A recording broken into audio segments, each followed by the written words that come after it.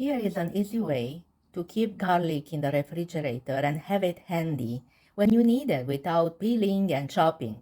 So what I did, I peeled a bunch of garlic, and then I'm going to process it with this little chopper. Now what you do, it's all processed. Now I'm going to empty it in a jar. Fill it up with good olive oil and mix it together.